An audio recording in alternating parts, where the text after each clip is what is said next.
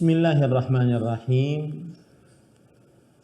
Innal hamdalillah nahmaduhu wa nasta'inuhu wa nastaghfiruh wa na'udzu billahi min shururi anfusina wa sayyiati a'malina. Man yahdihillahu fala mudilla lahu wa man yudlil fala hadiyalah. Wa ashhadu an la ilaha illallah wahdahu la syarika lah wa ashhadu anna Muhammadan abduhu wa rasuluh. Ya ayyuhalladzina amanu taqullaha haqqa tuqatihi wa la tamutunna illa wa antum muslimun. Ya ayyuhan nasu taqu rabbakumul ladzi khalaqakum min nafsin wahidah wa khalaqa minha zawjaha wa batha minhuma rijalan katsiran wa nisaa'a wattaqullaha alladzi tasaaluna bihi wal arham innallaha kana 'alaikum raqiba.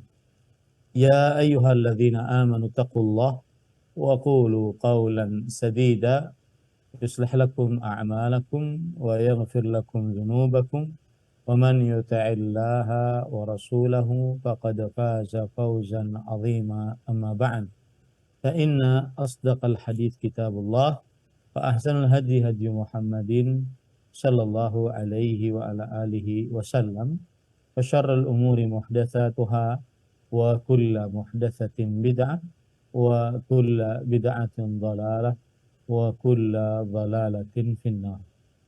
Alhamdulillah, kita bersyukur pada Allah Subhanahu wa taala pada hari ini, hari Rabu pagi 26 Al-Muharram 1444 Hijriah, kita dimudahkan oleh Allah Subhanahu wa taala untuk duduk bersama mengkaji kembali kitab Fatwa Arkanil Islam, fatwa rukun Islam li fadilati Syekh Al-Allamah Muhammad bin Shalih Al-Utsaimin ghafarallahu lahu wa liwalidayhi wa lil muslimin, yang merupakan fatwa fadilatul Syekh Al-Allamah Muhammad bin Shalih Al-Utsaimin rahimahullahu ta'ala.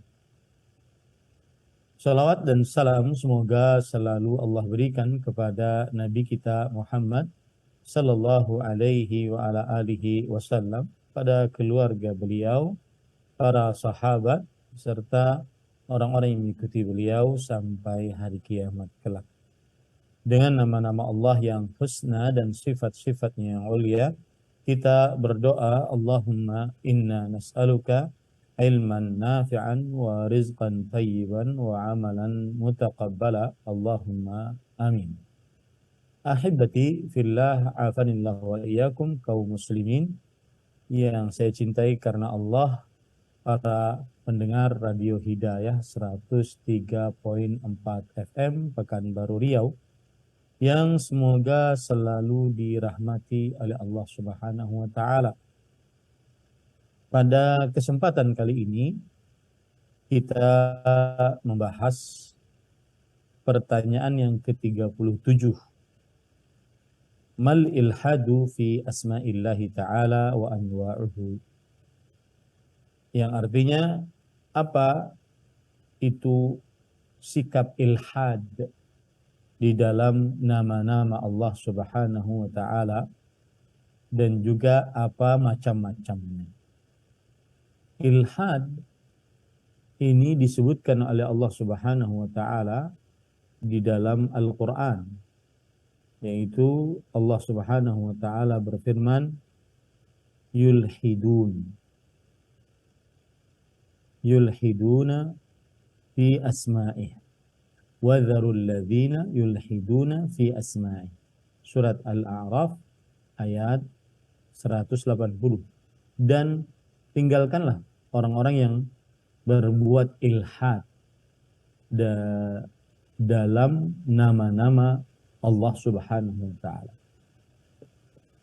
Di sini kemudian Syekh Al-Allamah Muhammad bin Shalih Al-Utsaimin rahimahullah mengatakan, al-ilhadu fil lughah huwa al-mail.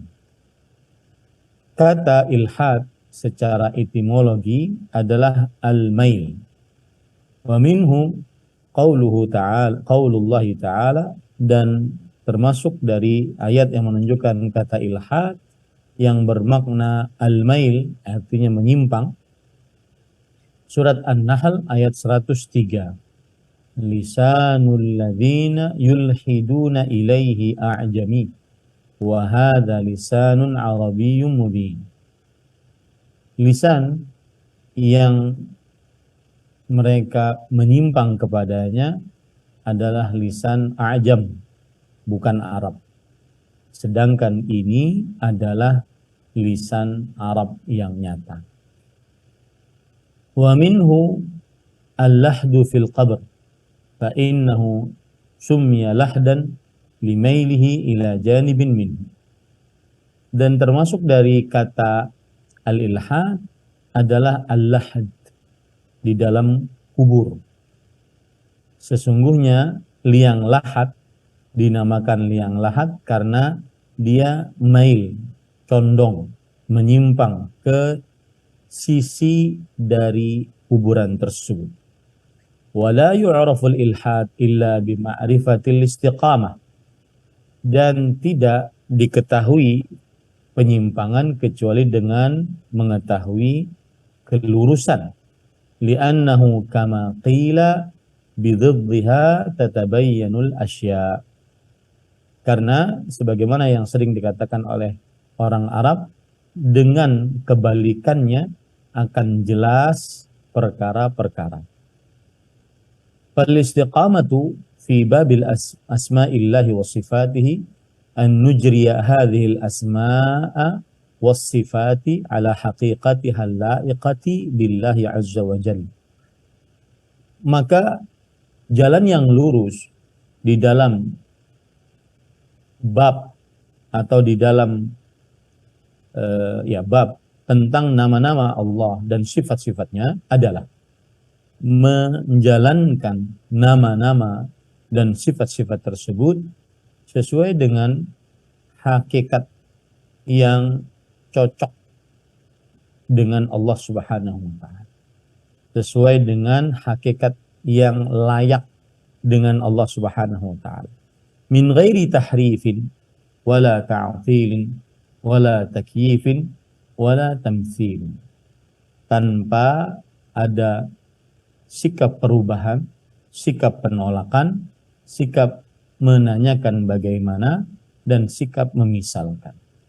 Alal qa'idah allati yamshi 'alaiha ahlus sunnati wal jama'ati fi hadzal bab, sesuai dengan kaidah, prinsip yang ahlus sunnah wal jamaah berjalan di atas prinsip tersebut.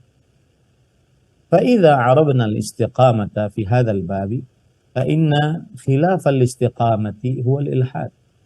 Maka jika kita mengenal jalan yang lurus di dalam bab nama-nama dan sifat-sifat Allah Subhanahu wa ta'ala, maka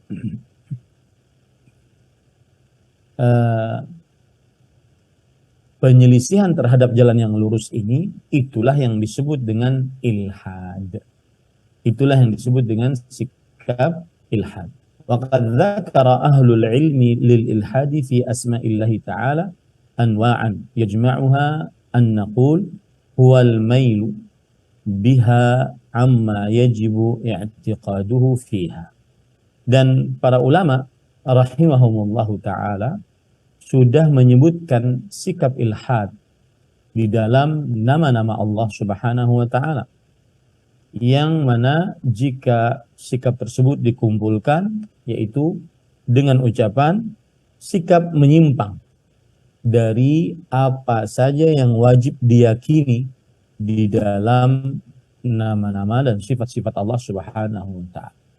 Itulah yang disebut dengan pengertian dari ilhad, yaitu sikap menyimpang dari apa saja yang wajib diyakini dalam nama-nama Allah Subhanahu wa ta'ala. Nah, wa huwa ala anwa'. Kemudian Fadilatul Syekh Al-Allamah Muhammad bin Shalih Al-Utsaimin rahimahullah mengatakan, dan sikap ilhad ada bermacam-macam. An-naw'ul awwal ingkaru syai'in minal asma'. Macam yang pertama adalah mengingkari salah satu dari nama-nama Allah Subhanahu wa taala yang husna. Kita tahu bahwa Allah memiliki nama-nama dan nama-nama tersebut husna. Sebagaimana dalam ayat walillahil asmaul husna. Allah Subhanahu wa taala memiliki nama-nama yang husna. Dan nama-nama yang husna ini jika diingkari, ditolak, maka inilah yang disebut dengan sikap ilhad. Au ma dallat alaihi minas sifat, atau mengingkari apa yang ditunjuki dari nama tersebut berupa sifat. Mengingkari sifat yang ditunjuki oleh nama tersebut. Wa mithaluhu man yunkiru anna ismar rahmani min asma'illahi ta'ala kama fa'ala ahlul jahiliyah. Misalnya adalah seorang yang mengingkari nama Ar-Rahman, bahwa itu adalah nama-nama Allah. Dia ingkari nama Ar-Rahman sebagaimana yang dilakukan oleh kaum jahiliyah. Au yuthbitul asma walakin yunkira ma tadammanathu min as-sifat. Kama yaqulu ba'dul mubtadi'ah anna Allah Ta'ala rahimun bila rahmah wa sami'un bila sama'. Atau mereka menetapkan nama, Allah punya nama Ar-Rahman, Ar-Rahim, As-Sami' Al-Basir, akan tetapi mereka mengingkari sifat yang mengandung dari nama tersebut. Seperti misalkan sebagian ahli bid'ah mengatakan bahwa Allah itu Rahim tetapi tanpa rahmat. Allah itu Sami' tetapi tanpa sama', tanpa pendengaran. Rahim artinya Maha Pengasih, Maha Penyayang, tetapi tanpa kasih sayang. Sami', Allah Maha Mendengar. Dan itu nama Allah, mereka tetapkan nama tersebut. Akan tetapi mereka katakan tanpa pendengaran. Namanya saja mereka tetapkan, tetapi sifat yang ditunjuki oleh nama tersebut mereka tolak. Ini namanya sifat ilhad. Dan macam yang pertama yaitu mengingkari nama Allah Subhanahu wa taala atau mengingkari apa yang dikandung dari nama tersebut. Apa yang dikandung dari nama tersebut. Kemudian an-naw' ats-tsani an yusammi Allah Subhanahu wa ta'ala bima lam yusammi bihi nafsah. Kemudian sikap ilhad yang kedua yaitu menamai Allah dengan nama yang Allah Subhanahu wa ta'ala tidak bernama dengan nama tersebut terhadap dirinya. Wa wajhu kaunihi ilhadan anna asma Allah Subhanahu wa ta'ala tauqifiyah. Dan sisi bahwa sikap ini menamai Allah dengan nama yang bukan nama Allah, sikap ini adalah sikap ilhad karena yang namanya nama-nama Allah Subhanahu wa ta'ala itu adalah tauqifiyah. Nama-nama Allah Subhanahu wa ta'ala adalah tauqifiyah. Apa itu tauqifiyah? Tauqifiyah artinya berasal dari Allah. Kita hanya menerima nama itu dari Allah. Tidak boleh kita membuat sendiri nama untuk Allah Subhanahu wa ta'ala. Fala yahillu li ahadin an yusammi Allah ta'ala bismin lam yusamma bihi nafsah. Maka tidak halal bagi seseorang untuk menamai Allah Subhanahu wa ta'ala dengan nama yang Allah tidak namai dirinya dengannya. Li'anna hadza minal qawli 'ala Allah bighairi 'ilm. Maka karena ini termasuk dari menamai Allah Subhanahu wa ta'ala, mengucapkan tentang Allah Subhanahu wa ta'ala tanpa ilmu. Wa minal 'udwani fi haqqillahi 'azza wa jalla wa dzalika kama sana'al falasifah fasammul ilaha bil 'illatil fa'ilah. Dan termasuk daripada sikap lancang terhadap Allah Subhanahu wa ta'ala adalah di dalam hak Allah maksudnya, yaitu sebagaimana yang dilakukan oleh orang-orang filsafat yang menamai Allah dengan al-illah al-fa'ilah, dengan sebab yang memberi pengaruh. Allah itu dinamai oleh mereka dengan al-illah al-fa'ilah, sebab yang memberi pengaruh. Wa kama yasna'un nasara fasammullaha ta'ala bismil ab wa nahwu dzalik. Sebagaimana juga kaum Nasrani yang menamai Allah Subhanahu wa taala dengan nama Tuhan Bapa. Tuhan Bapa dan yang semisalnya. Nah, ini adalah sikap ilhad yang kedua. Menamai Allah dengan nama-nama yang Allah tidak bernama dengannya. An-naw' ats-tsalits. Sikap ilhad yang ketiga, macamnya ada an ya'taqida an yu'taqada anna hadhihi al-asma' dalatun ala awsafil makhluqin fayaj'aluha dalah ala tamtsil. Meyakini bahwa nama-nama tersebut menunjukkan kepada sifat-sifat makhluk. Nama-nama tersebut menunjukkan kepada sifat-sifat makhluk. Ya, maka akhirnya mereka menjadikan bahwa Allah itu semisal dengan makhluk. Wa wajhu kaunihi ilhadan anna man i'taqada anna asma Allah subhanahu wa ta'ala dalatun ala tamtsilillah bi khalqi faqad akhrajaha an madluliha wa mala biha anil istiqamah.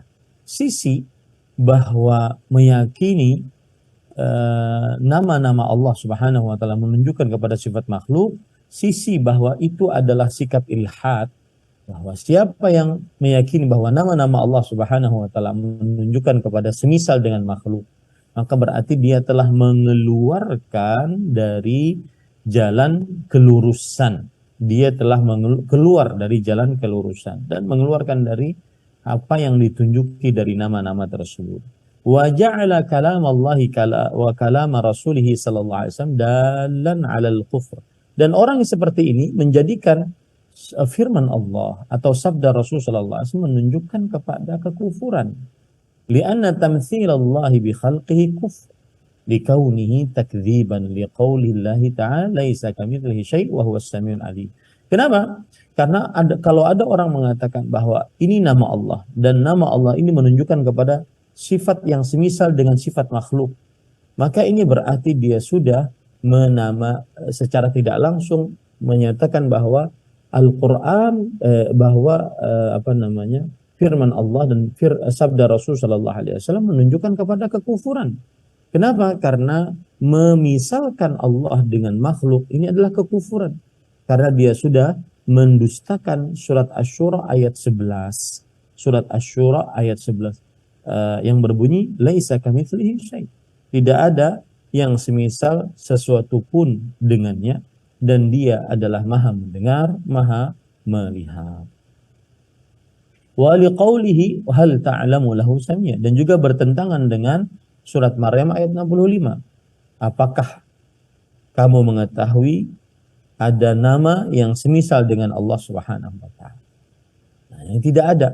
Berarti siapa yang melakukan ilhad dengan cara meyakini bahwa nama Allah menunjukkan kepada semisal dengan makhluk, ini adalah kekufuran.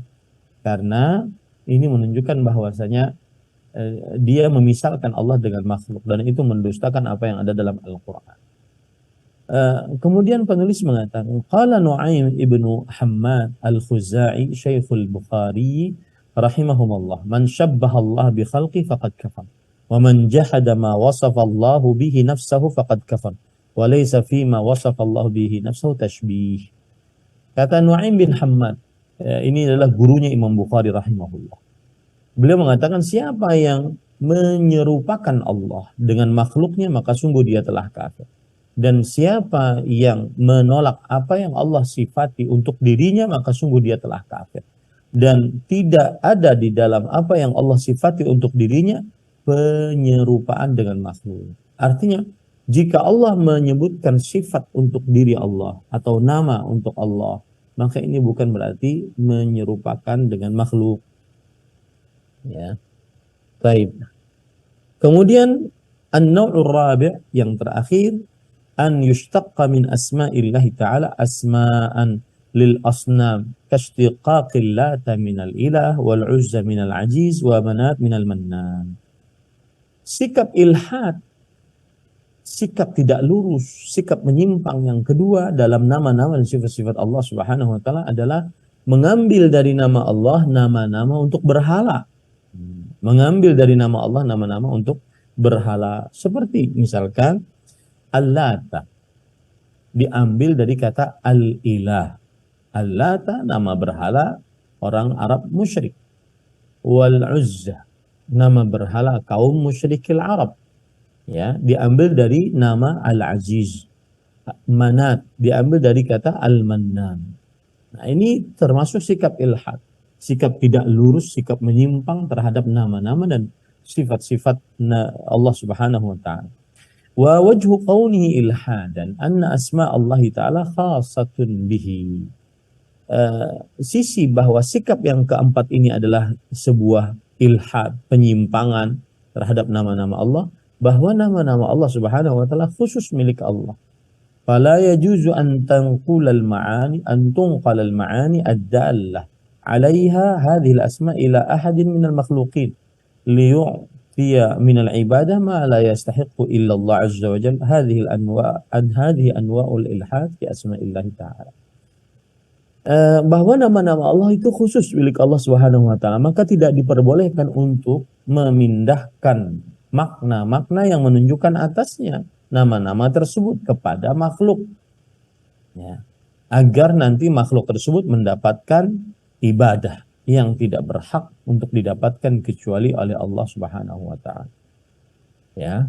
Dan inilah yang disebut dengan penyimpangan terhadap nama dan sifat-sifat Allah. Nah, mudah-mudahan yang disampaikan bermanfaat. Kita kembali ke studio. Wallahu a'lam.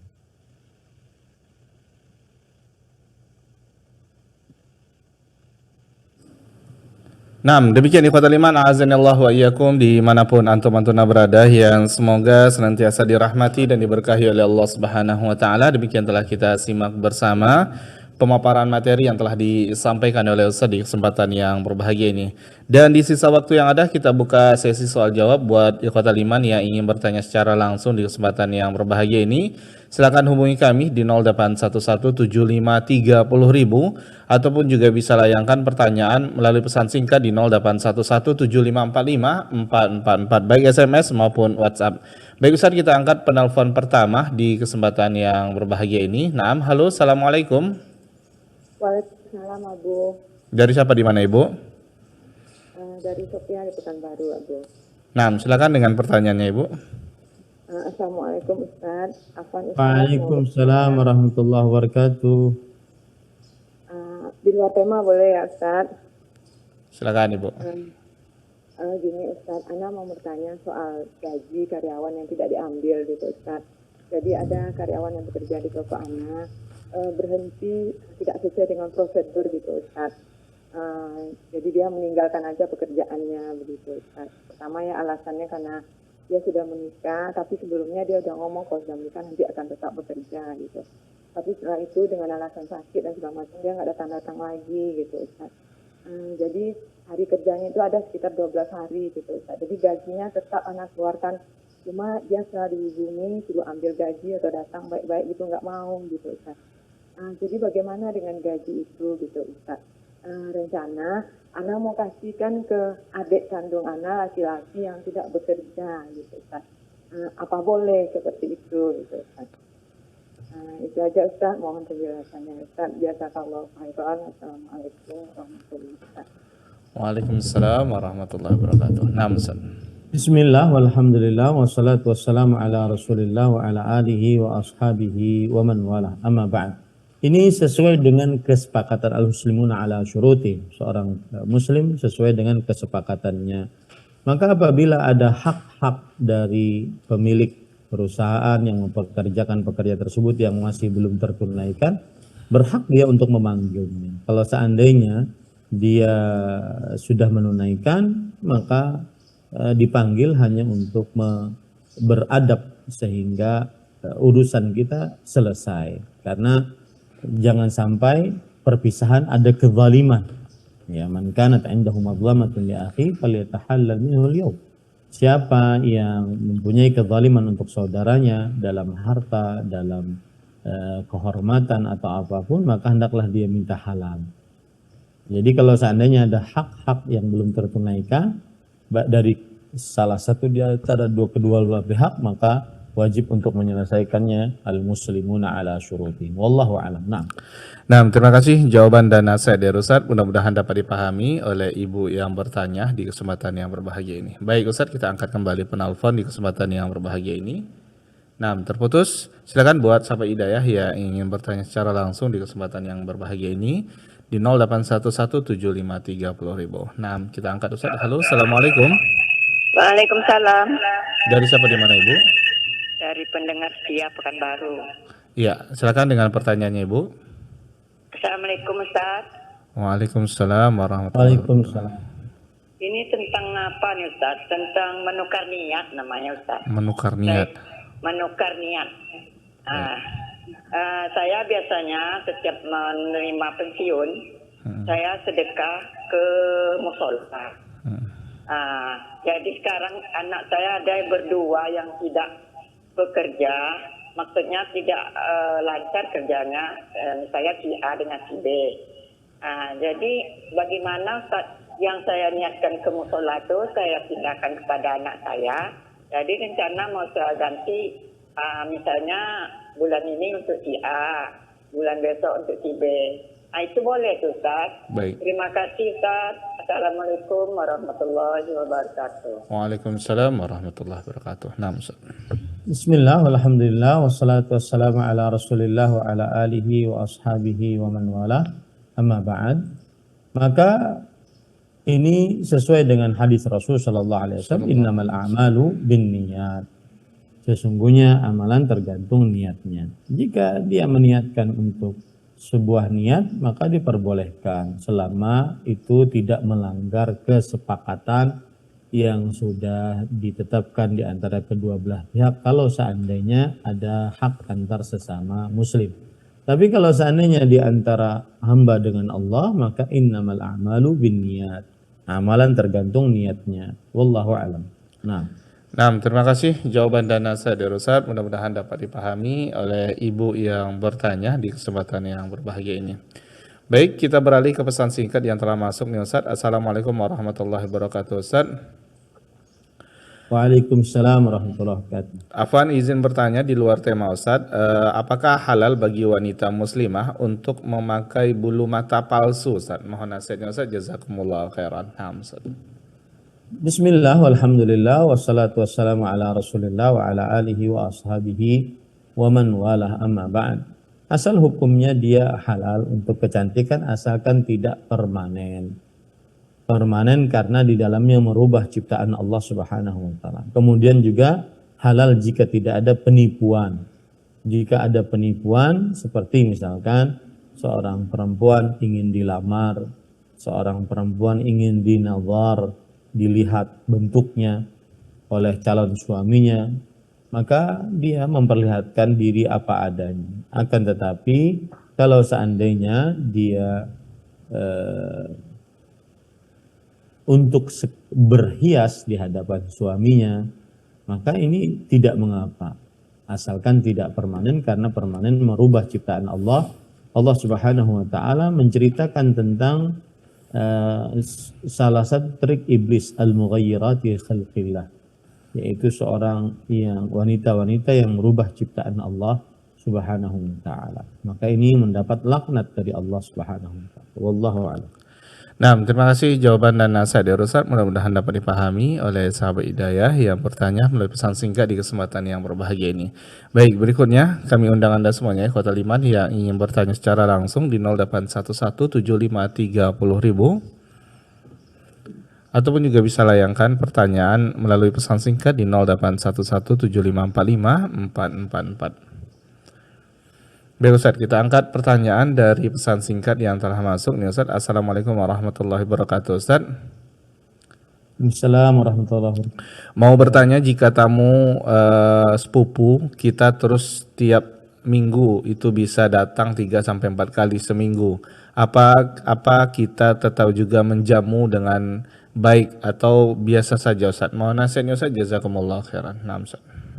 Bismillah, walhamdulillah, wassalatu wassalamu ala rasulillah wa ala alihi wa sahbihi wa man wala, amma ba'd.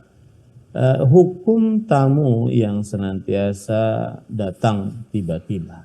atau bukan tiba-tiba, maksudnya yang datang berulang-ulang. Maka para ikhwan yang dirahmati oleh Allah Subhanahu wa taala, apabila ada tamu, asal hukumnya tamu itu wajib dimuliakan.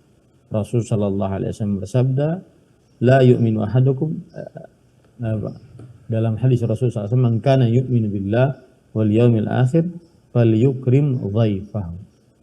Yang artinya barang siapa yang beriman kepada Allah dan hari akhir, hendaklah dia memuliakan tamunya. Di asal hukum tamu wajib untuk dimuliakan dalam agama Islam, dan ini termasuk ajaran Islam yang sangat mulia, termasuk dari ajaran Islam yang sangat mulia, dan termasuk dari akhlak yang mulia, termasuk dari akhlak yang mulia. Dan Rasul Shallallahu Alaihi Wasallam bersabda, innama bu'ithu li utamima salihal akhlak. Sesungguhnya aku diutus untuk menyempurnakan akhlak-akhlak yang baik. Dan di dalam hadis Rasul Shallallahu Alaihi Wasallam juga, ketika beliau dalam keadaan ketakutan setelah mendapatkan wahyu dari Jibril alaihissalam, kemudian beliau berkata kepada istrinya Khadijah radhiyallahu anha, laqad khasyitu ala nafsi, wahai Khadijah, sungguh aku telah khawatir terhadap diriku, apakah memang itu adalah Jibril atau tidak. Maka kemudian Khadijah mengatakan, kalla, tidak sekali-kali, absyir, bergembiralah, fa wallah la yukhzikallahu abadan, demi Allah, Allah tidak akan menghinakanmu selamanya. Fa wallahi innaka la tasilur rahim wa tasduqul hadith wa tahmilul kalla wa taksibul ma'dum wa tuqril dhaif wa tu'inu ala nawaibil haq.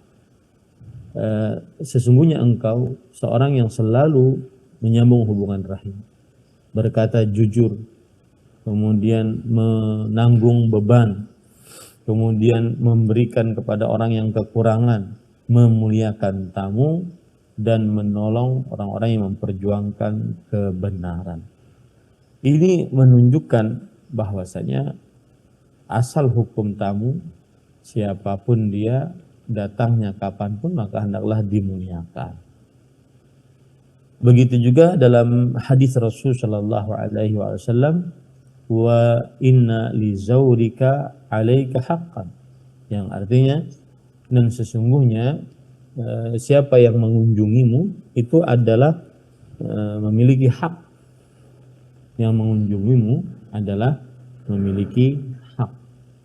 Nah, kemudian Rasul SAW juga bersabda, lailatul dhaif haqqun ala kulli muslim. Malam pertama bagi tamu itu wajib untuk dimuliakan oleh setiap muslim. Faman asbaha bi fina'ihi fahuwa alaihi dain in sya'a niqtada wa in sya'a astarak.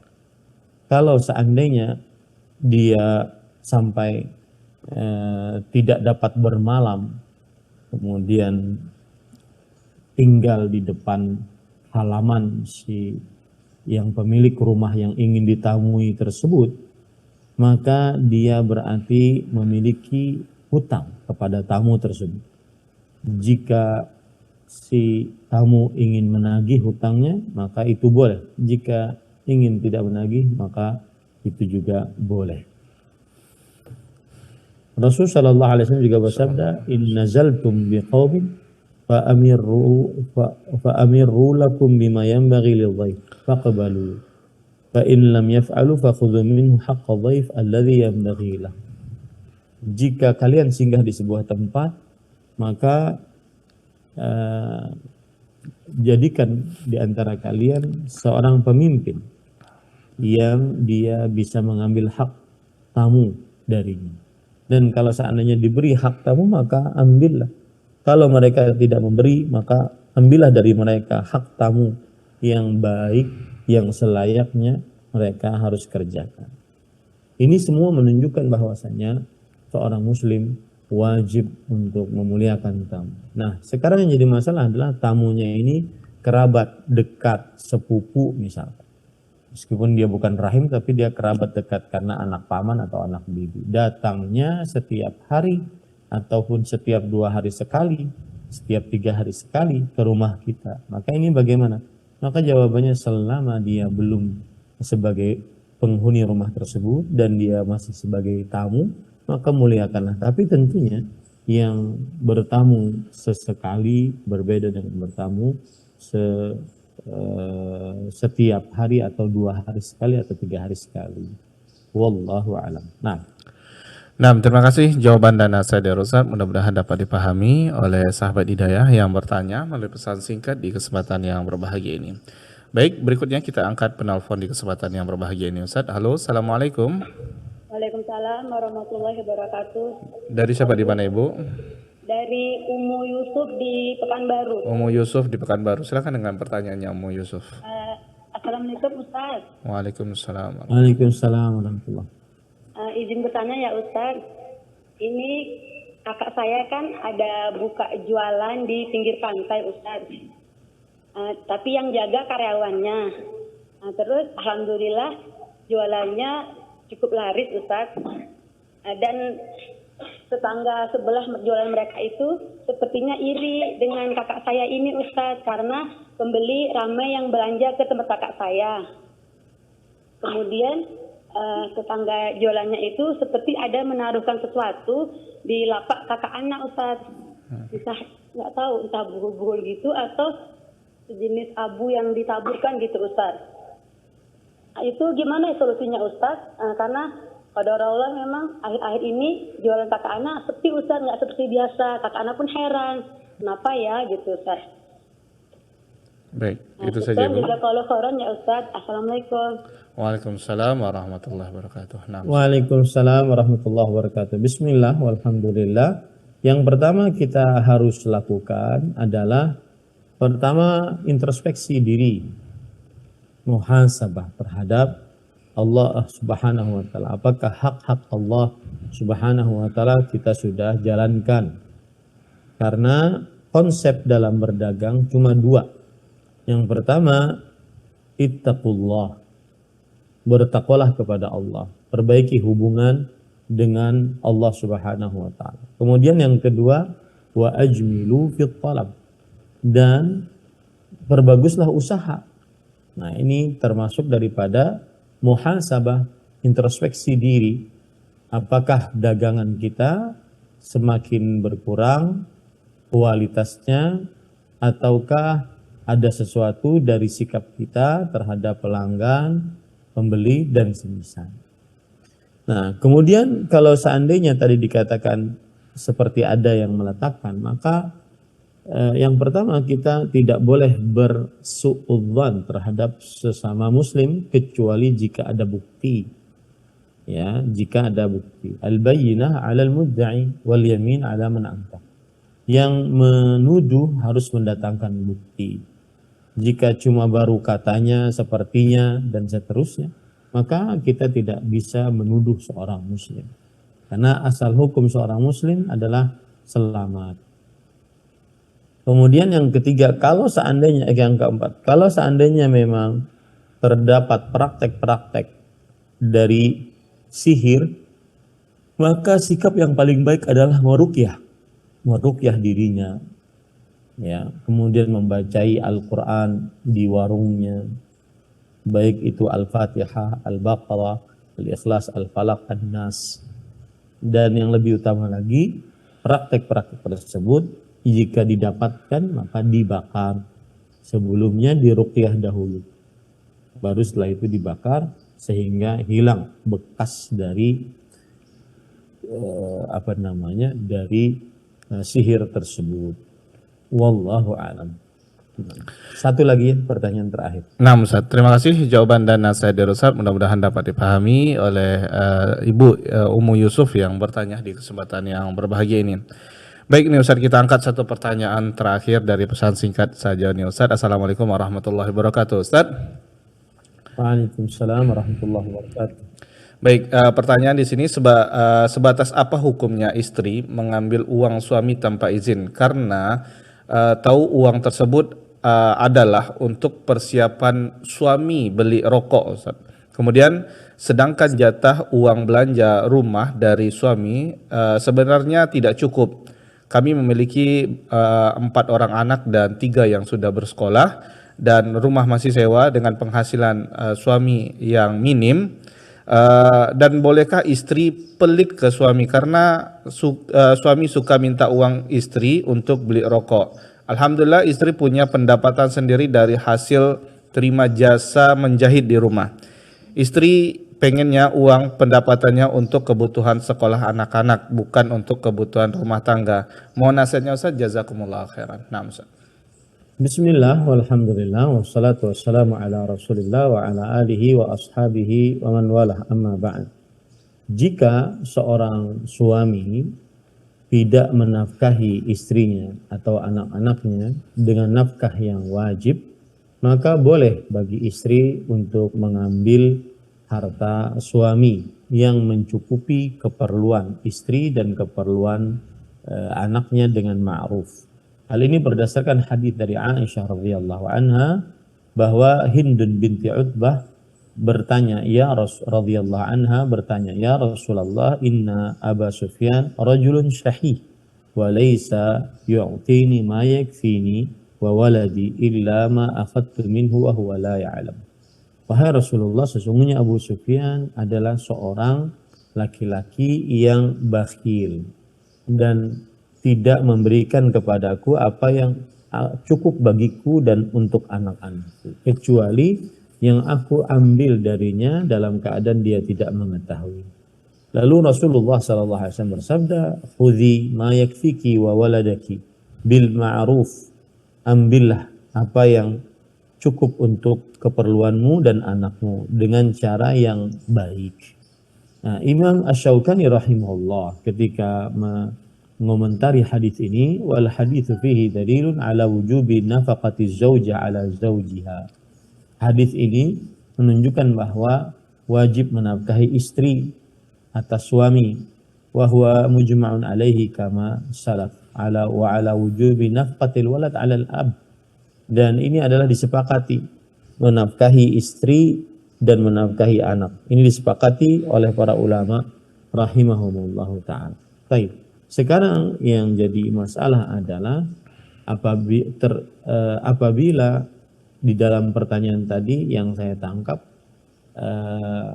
jika hartanya itu adalah harta istri, maka sang suami tidak berhak untuk mengambil harta istri dengan semena-mena tanpa izin istri, karena siapa yang masuk dalam agama Islam maka darah dan hartanya, kehormatannya suci, terjaga, tidak boleh diteteskan hartanya, darahnya, tidak boleh diambil hartanya, dan tidak boleh dilecehkan, direndahkan kehormatan. Nah, itu kalau seandainya hartanya dari suami, dari istri, ya. Adapun jika hartanya adalah dari suami, maka sang istri berhak juga untuk menasihati sang suami. Ya, tetapi apakah dengan dia menyimpan harta suami sehingga tidak merokok lagi itu diperbolehkan atau tidak? Sekali lagi, kalau itu harta suami, maka lebih baik prosesnya nasihat saja dari istri ke suami. Adapun mengambil harta suami tidak dibenarkan karena itu adalah hak milik penuh suami jika itu memang harta suami. Itu kira-kira yang bisa saya sampaikan. Wallahu a'lam wa sallallahu nabiyana Muhammad walhamdulillahirabbil alamin. Wassalamualaikum warahmatullahi wabarakatuh.